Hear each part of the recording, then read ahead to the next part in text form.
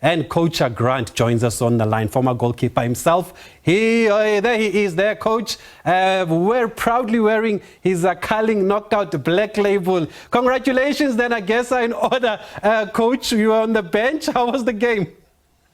Cheers, thanks very much. It was a good game. The youngsters played really well, and we were lucky enough to score quite early. We scored 3 quick goals, which took the pressure off a bit. So we enjoyed it. It was a good afternoon. Happy with the clean sheet, I'm sure? Absolutely. Always happy with the clean sheet. Always looking for the clean sheet bonus.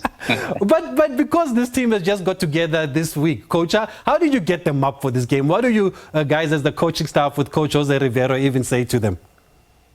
I think the task in the beginning was just to keep it as simple as possible. A lot of youngsters in the team from the reserve teams, a couple of PSL players, just to let them enjoy it and again, just keep it simple, not complicate them with too many tactics or too many things, and let them go out there and enjoy it. Okay, wonderful. Well done to the team. But let's talk about Ronwen Williams now, Coach. You've worked with him since he was a teenager. Many people are surprised by how far he's come and what he's achieved in the game. Are you surprised having coached him as a youngster? No, not at all. Ronwen's always had a fantastic attitude. He always works harder than everybody else. And he's gone on to great things. This 2024, he'll never forget in his life. It's just been incredible what he's been able to achieve. And obviously he's dreamt of it as a youngster, but never quite thinking he'd get quite as far as he has. So you saw it from when he was a youngster, when you were coaching him at SuperSport, that he could go far. What did you see in him? What qualities also does he have, Coach?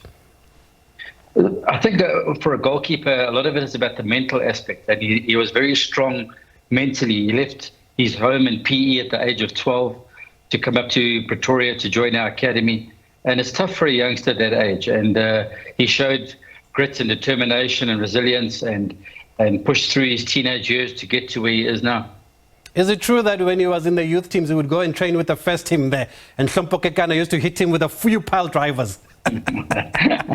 Yeah, Ronwen was lucky enough that I think at the age of 17, 18, he was already starting to play with the first team and train with the first team. And but as a young kid at the age of 12, we didn't quite know how tall he was going to get because he was quite small. We even went to a tournament in Holland and we had to leave him behind because he was too short. Wow. And thankfully he grew and he got to the right height to perform at the highest level. Yeah, and what many people didn't know is that he could also play with his feet, and we've seen more of that at Sundowns. Did you see that from an early age? And it seems like it's an important part of goalkeeping now to be able to play it from the back. Absolutely. If you can't play from the back, most of the coaches won't play you.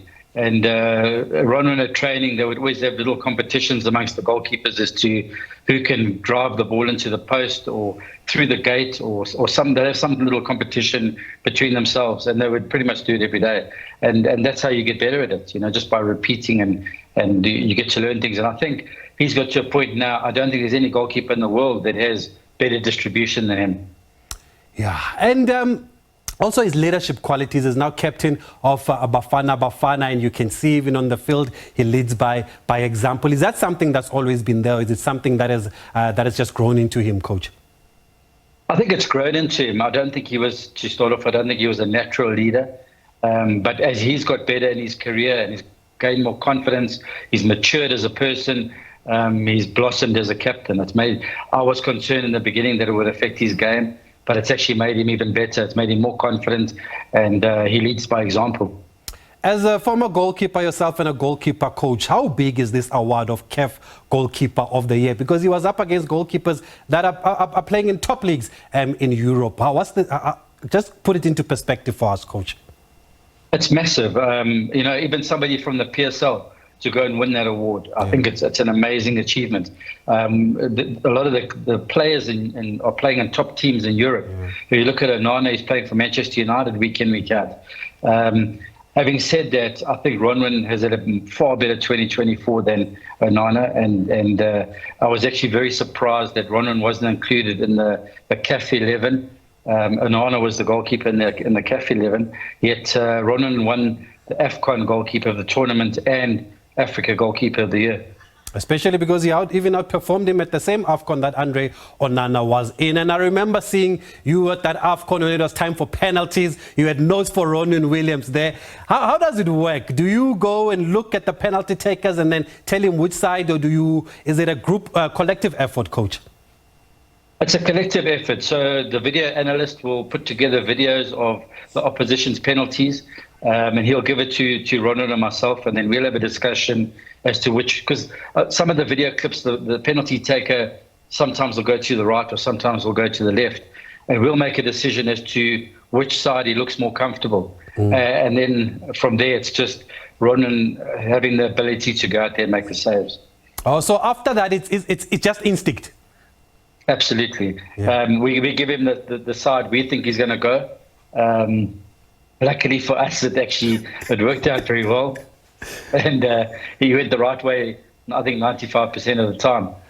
So yeah, it worked out well in the end of the day. Did you have that back in your days, Coach Grant Johnson? Did you have analysts that would tell you where the penalty kickers would go? No, there was no such thing as analysing games. I mean, if you wanted to get a recording of any of your games, you had to record it on a VHS cassette. And then rewind and fast forward and try and find your highlights. But yeah, there was no such thing as analysis. Would you have be comfortable in modern day football as a goalkeeper now, coach, with having to play with your feet? Absolutely, because before I was a goalkeeper, I was a quality striker. Wow, wonderful. Yeah. That's good to know. But just finally on Ronwen, though, with these performances, with this great 2024 that he's had, is there still a chance for him to go overseas? You know, he's in his 30s now. I think he's 31 or 32. It becomes a little bit more difficult for him to get that contract, specifically in Europe. I think he's got a chance to go to Saudi Arabia or even America or somewhere like that, and just go get that bit of knowledge and experience outside of the country and go make a bit of money. Yeah. Finally, Coach Grant Johnson, where do you feel the quality of goalkeepers in South Africa is at the moment in our league? Because we've seen some teams will have 2 foreign goalkeepers, one starting, one on the bench in their match day squad. Is that a concern for you?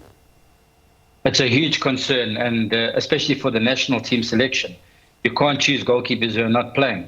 And at the moment, I think in the PSL, there's only 5 goalkeepers that are playing week in, week out. So your choices are pretty limited.